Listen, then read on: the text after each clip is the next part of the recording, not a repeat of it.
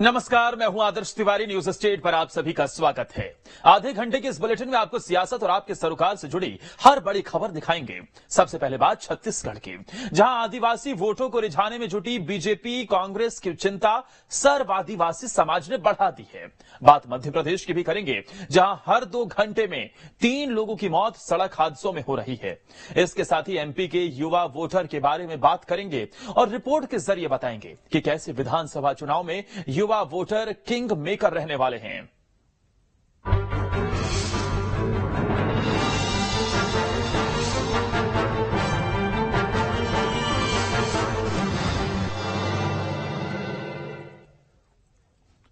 छत्तीसगढ़ में माना जाता है कि सत्ता की चाबी आदिवासियों के पास है।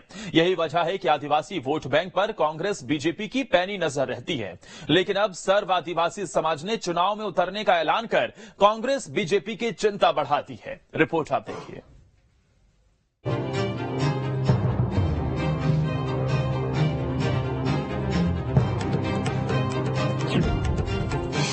छत्तीसगढ़ में मिशन 2023 का रण,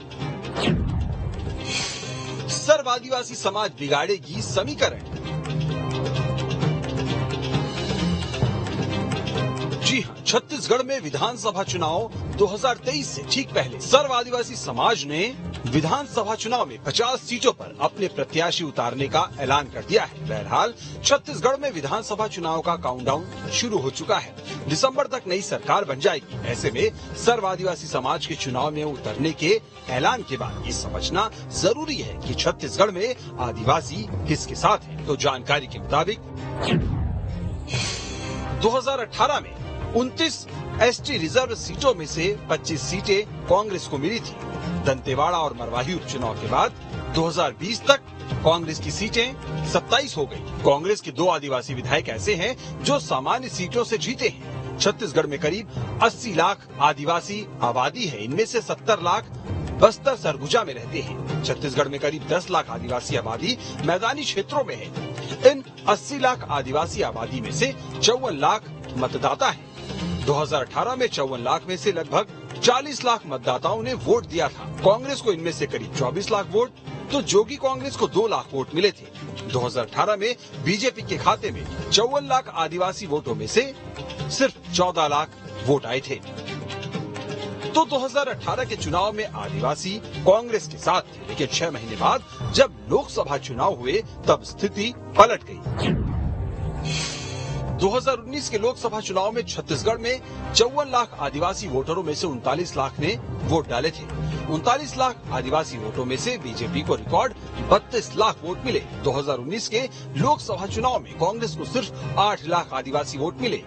बीजेपी को छत्तीसगढ़ की 11 लोकसभा सीटों में से 19 सीटें और 51% वोट मिले थे। बीजेपी ने छत्तीसगढ़ की 11 लोकसभा सीटों में से आदिवासियों के लिए रिजर्व 4 सीटों में 3 पर जीत दर्ज की। इनमें 1,57,000 से सरगुजा, 66,000 से रायगढ़ और 7,000 से कांकेर लोकसभा सीट जीती थी। बस्तर बीजेपी जीत नहीं पाई थी, लेकिन यहाँ हार जीत का अंतर सिर्फ 39,000 वोटों का था। इन्हें पलट कर देखें तो बीजेपी ने 2019 में 66 विधानसभा सीटों पर बढ़त बना ली थी।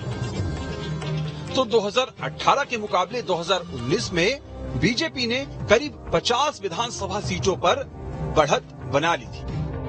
अब बात करते हैं सर्व आदिवासी समाज की। सवाल ये है कि क्या सर्व आदिवासी समाज भावनाओं का ज्वार लाने में कामयाब हो पाएगा, क्योंकि फिलहाल सर्व आदिवासी समाज की व्यापक मौजूदगी कांकेर, नारायणपुर जिले में ज्यादा मानी जाती है। हालांकि सर्व आदिवासी समाज संपूर्ण बस्तर में अपनी व्यापक मौजूदगी का दावा करता है। मान ले कि इनका दबदबा पूरे बस्तर में है, तो यहाँ की 11 सीटें एसटी रिजर्व हैं। सर्व आदिवासी समाज को भानु प्रतापपुर उपचुनाव में औसतन 20 से 25,000 के बीच वोट मिले थे। भानु प्रतापपुर में सर्व आदिवासी समाज समर्थित अकबर राम को 23,000 वोट मिले थे। अगर बस्तर में अब की बार ऐसा फिर होता है तो हालात बदल सकते हैं। जैसे बस्तर में कांग्रेस ने 2018 में 11 सीटें जीती, उपचुनाव के बाद ये 12 हो गई थी। इन सीटों पर जीतने वाले कांग्रेस के विधायकों का जीत का अंतर औसतन 16,000 वोटों का था। बस्तर सीट से लखेश्वर बघेल सबसे ज्यादा 33,000 वोटों से जीते थे। कोंडागांव से कांग्रेस प्रदेश अध्यक्ष मोहन मरकाम सबसे कम 1,796 वोटों से ही जीत पाए थे। स्वयं सर्व आदिवासी समाज भी चुनाव लड़ा है, पहली बार ऐसा नहीं कर रहे हैं, लेकिन जनता नकारती है। छत्तीसगढ़ में द्विदलीय पद्धति ही चलती है। पिछले चुनाव में तो अजीत जोगी जी की पार्टी, आम आदमी पार्टी, इसके पहले स्वर्गीय विद्याचरण शुक्ल जी एनसीपी लेके आए थे। बहुजन समाज पार्टी तो बहुत दिन से यहाँ पे प्रयास करते थे, लेकिन जनता सिर्फ भारतीय जनता पार्टी और कांग्रेस पार्टी को ही यहाँ पे अवसर देती है। बाकी दल उत्कटवा के रूप में रहते हैं। कुछ एक लोग किसी राजनीतिक परिस्थितियों को एक आध दो सीटें पा जाए, वो अलग विषय है।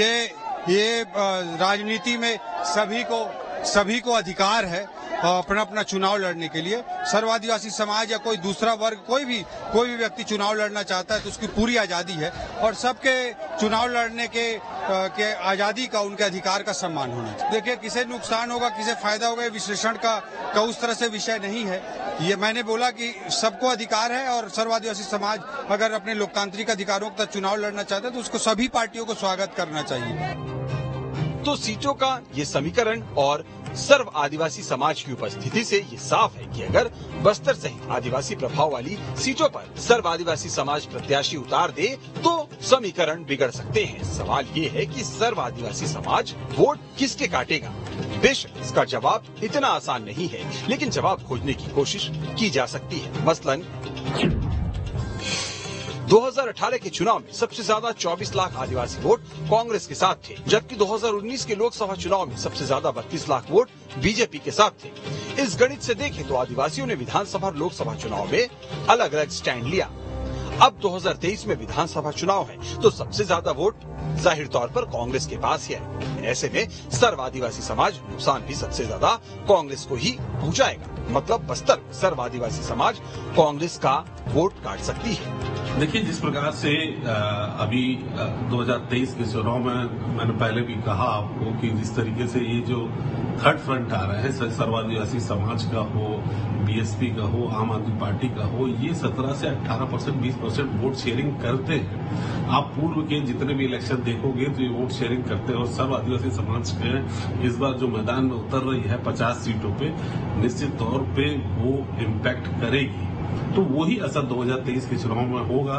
निश्चित तौर पे जहाँ पे आदिवासी बाहुल्य क्षेत्र है, 29-30 सीट है, उस पे निश्चित तौर पे भावी फर्क पड़ेगा, और आने वाले समय में कांटे की टक्कर हो सकती है, और कोई भी आकलन अभी के नहीं कर सकते। कुल मिलाकर ये भी कह सकते हैं कि सर्व आदिवासी समाज अगर मैदान में पूरे दमखम से लड़ता है तो मुमकिन है बस्तर में वो एक आध सीट जीत ले, या एक भी सीट ना जीत पाए तो भी सर्व आदिवासी समाज बस्तर की 11 रिजर्व सीटों पर कांग्रेस का खेल बिगाड़ सकती है। छत्तीसगढ़ आदिवासी बाहुल्य प्रदेश कहलाता है। यही कारण है कि छत्तीसगढ़ में 29 विधानसभा सीटें आदिवासी वर्ग के लिए आरक्षित करके रखी गई हैं। ऐसे में 2023 के विधानसभा चुनाव के पहले सर्व आदिवासी समाज ने 50 सीटों पर विधानसभा चुनाव लड़ने का ऐलान कर दिया है। 29 विधानसभा आरक्षित सीटों में से 20 और 21 सीटें ऐसी हैं जिन पर आदिवासी वर्ग खासा प्रभाव रखता है। ऐसे में सवाल ये है कि जब 50 सीटों पर आदिवासी वर्ग टिकट लेकर चुनाव लड़ेगा तो इससे फायदा किसे होगा, इससे नुकसान किसे होगा? इस सवाल के जवाब में राजनीतिक दलों की मिलीजुली प्रतिक्रियाएं आई हैं। वहीं एक्सपर्ट का मानना है कि छत्तीसगढ़ राज्य निर्माण के बाद से लगातार आदिवासी वोट बैंक, आदिवासी वोटर्स और आदिवासी कैंडिडेट लगातार सामने आते रहे हैं, लेकिन कैंडिडेट्स ने कभी ना तो भाजपा को नुकसान पहुंचाया, ना ही कांग्रेस को। ऐसे में माना जा सकता है कि छत्तीसगढ़ के जो वोटर हैं वो या तो भाजपा को वोट देते हैं या कांग्रेस को, लेकिन तीसरे दल को अभी तक यहां से ज्यादा वोट प्राप्त नहीं हो पाए हैं। वीडियो जर्नलिस्ट प्रमोद देवांगन के साथ अंकुश शर्मा, न्यूज स्टेट मध्य प्रदेश, छत्तीसगढ़।